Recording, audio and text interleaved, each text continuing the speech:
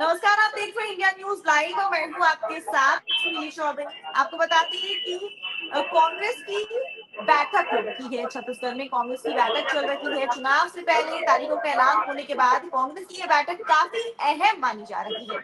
अब ऐसे में कांग्रेस की इस बैठक में सभी दिग्गज नेता, सभी कांग्रेस के बड़े चेहरे इसमें शामिल हैं, चाहे वो सोनिया गांधी हो, कांग्रेस अध्यक्ष मल्लिकार्जुन खड़गे हो, राहुल गांधी और तमाम बड़े चेहरे इस बैठक में आप देख सकते हैं। हमारी स्क्रीन पर मैं बोलूंगी विजुअल्स शेयर करने के लिए, जिसमें आप साफ देख सकते हैं कि किस तरीके से इस बैठक में सभी दिग्गज नेता जितने भी है सब इसमें शामिल है। और हमारे साथ हमारे रिपोर्टर मनोहर जी दिल्ली कांग्रेस हेडक्वार्टर से जुड़ चुके हैं। तो मैं आपकी तरफ रुख करना चाहूंगी मनोहर जी, आप बताएं कि ये जो बैठक हो रही है इससे तमाम जो जरूरी खबरें हैं वो क्या आ रही हैं, तमाम जरूरी जो डिसीजन लिए जा रहे हैं चुनाव, क्योंकि चुनाव सर पर एक तारीख का ऐलान हो चुका है। ऐसे में क्या कुछ बड़ी खबर इस बैठक से जुड़ी सामने आई है हमारे दर्शकों के लिए? देखिए, सबसे पहले मैं बता दूं कि आज जहां अभी मैं मौजूद हूँ, ये दिल्ली का कांग्रेस का मुख्यालय है और यहाँ पर कांग्रेस की केंद्रीय चुनाव समिति की बैठक चल रही है। इस बैठक में सबसे पहले मिजोरम को लेकर के चर्चा हुई कि उनके जो उम्मीदवार तय होने हैं उन्हें लेकर के फाइनल मुहर लगाई गई है। तो वहीं अभी छत्तीसगढ़ को लेकर के बैठक चल रही है कि छत्तीसगढ़ में जो 90 उम्मीदवारों के नाम तय करने हैं उसे लेकर के बैठक चल रही है। जो छत्तीसगढ़ के मुख्यमंत्री हैं भूपेश बघेल, वो मौजूद हैं। कांग्रेस के केंद्रीय चुनाव समिति के मेंबर्स मौजूद हैं। राष्ट्रीय अध्यक्ष मल्लिकार्जुन खड़गे, उप मुख्यमंत्री टी.एस. देव यहाँ पर मौजूद हैं। वो सीएससी के हालांकि मेंबर हैं।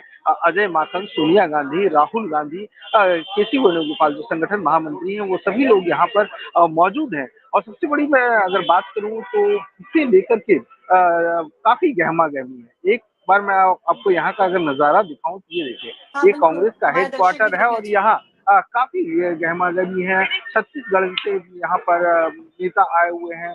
वो लगातार उनकी नजरें इस बैठक पर टिकी हुई है कि आखिरकार इस बैठक में क्या कुछ निकल करके सामने आता है।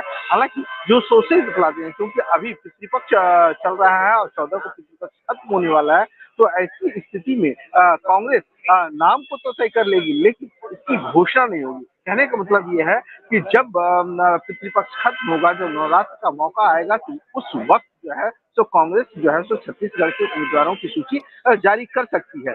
पहली बात ये हुई।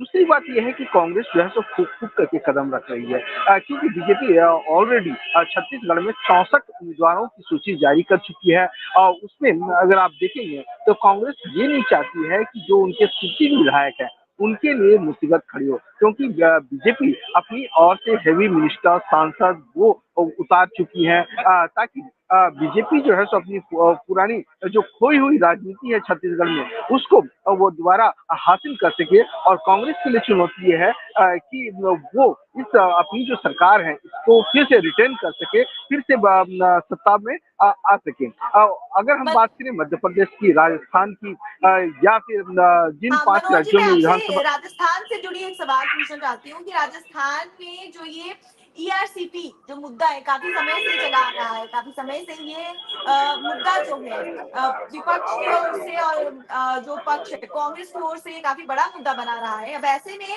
इससे जुड़ी इस बैठक से जो बड़ी खबर सामने आई है कि खड़गे जो है वो राजस्थान का दौरा कर सकते हैं और इस दौरे में सचिन पायलट भी शामिल हो सकते हैं। ये क्या है, ये पूरा जो मामला है वो क्या है हमारे दर्शकों के लिए? देखिए, बिल्कुल मैं बताऊं तो 17 अक्टूबर को अगर हम देखें तो राजस्थान के केंद्रीय चुनाव समिति की बैठक होनी है और इस केंद्रीय हेडक्वार्टर में होगी। 9 अक्टूबर को पहले ही सीएसी की एक बैठक हो चुकी है और उसमें चर्चा हुई थी। दूसरी बात यह है कि जो 16 अक्टूबर को राष्ट्रीय अध्यक्ष मल्लिकार्जुन खड़गे राजस्थान जाएंगे। वहां उनकी पीआरसीपी को लेकर के एक यात्रा की शुरुआत होनी है और दूसरी बात वो इस जनसभा को संबोधित करेंगे।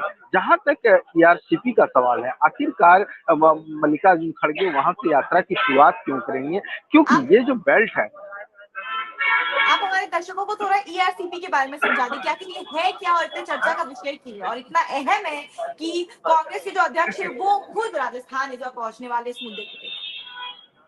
देखिए बिल्कुल हम अपने व्यूअर्स को बता दें कि आखिरकार ईआरसीपी का मामला राजस्थान के लिए और राजस्थान वासियों के लिए क्यों अहम है और ये चुनाव का मुद्दा भी बनने जा रहा है जी। क्योंकि इसका जो ईआरसीपी जो है ईस्टर्न राजस्थान कैनाल प्रोजेक्ट है और जो 13 जिले हैं वो 13 जिले इसमें शामिल हैं। कहा यह जाता है कि उन इलाकों में पानी की बहुत ज्यादा प्रॉब्लम है, इसलिए राजस्थान सरकार जो है सो इस प्रोजेक्ट को लेकर के काम कर रही है, लगातार काम कर रही है। और दूसरी बात यह है कि कहा जाता है कि इन जिलों में जाट समुदाय और गुर्जर समुदाय का बाहुल है, उनका दबदबा है, उनके ज्यादा वोटर्स हैं। तो ऐसी स्थिति में सचिन पायलट को साथ में लेकर के 12 जो मंत्री हैं प्रमोद तिवारी गहलोत सरकार में, उनका इलाका पड़ता है, वहां से उसकी शुरुआत करेंगे। और उसके बाद वो हालांकि मल्लिकार्जुन खड़गे की एक दिन की ही ये शुरुआत है, लेकिन एक सिंबॉलिक है ताकि उन जिलों में कांग्रेस अपनी जो योजनाएं हैं या गहलोत सरकार ने जो काम किए हैं उसे लेकर के जनता के बीच में जाए और जनता को बताने की कोशिश करें कि गहलोत सरकार ने क्या कुछ काम किया है। और एक आप ये भी देखें, कांग्रेस के अंदर जो गुटबाजी है उसको भी तोड़ने की कोशिश होगी। साथ में एक साथ अगर इस यात्रा की शुरुआत होती है तो साथ में अगर सचिन पायलट चलते हैं तो वो भी पार्टी की ओर से दिखाने की कोशिश की जाएगी कि पार्टी में कोई टूट नहीं है, कोई मतभेद नहीं है। और उसकी बात जो है जब 17 तारीख को केंद्रीय चुनाव समिति की बैठक होगी उसमें फाइनल मोहर लगेगा और उसके बाद राजस्थान के उम्मीदवारों की सूची कांग्रेस जारी कर सकती है। जी। जिस तरीके से सचिन पायलट को हर जितने भी कार्यक्रम हो रहे हैं उसमें सक्रिय देखा जा रहा है, इससे आप हमारे दर्शकों को बताएं कि क्या सचिन पायलट जो चहेते उम्मीदवार हैं उनको क्या पहले ही जब लिस्ट निकलेगी उसमें उनके उम्मीदवारों का नाम हो सकता है? ऐसी क्या ऐसा कुछ माहौल लग रहा है आपको? क्योंकि देखिए 9 अक्टूबर को जब पहली सीएससी की बैठक राजस्थान को लेकर के हुई थी, जिसमें सचिन पायलट मौजूद थे, अशोक गहलोत मौजूद थे, तमाम नेता और प्रदेश अध्यक्ष गोविंद सिंह डोटासरा के साथ साथ जो प्रभारी हैं सुखविंदर सिंह रंधावा वो भी मौजूद थे। और उसके बाद अभी 2 दिन पहले ही जो कांग्रेस का वॉर रूम है रकाबगंज रोड में वहां पर इंडिविजुअली बैठक हुई थी, स्क्रीनिंग हुई थी उम्मीदवारों को लेकर के, जिसमें सीपी जोशी भी पहुंचे थे। तो सबसे एक एक करके बातचीत हुई थी।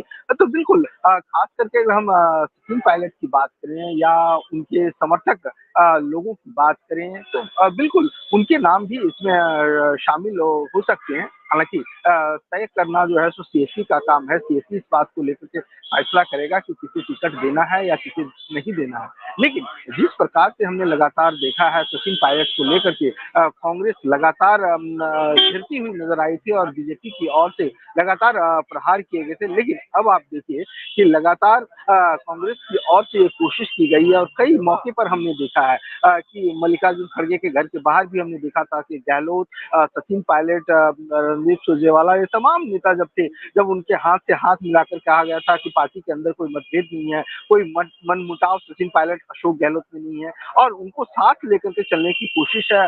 और उसी का नतीजा आज है कि जब 16 अक्टूबर को खड़गे वहां जाएंगे तो वो दोनों एक साथ नजर आएंगे। जी।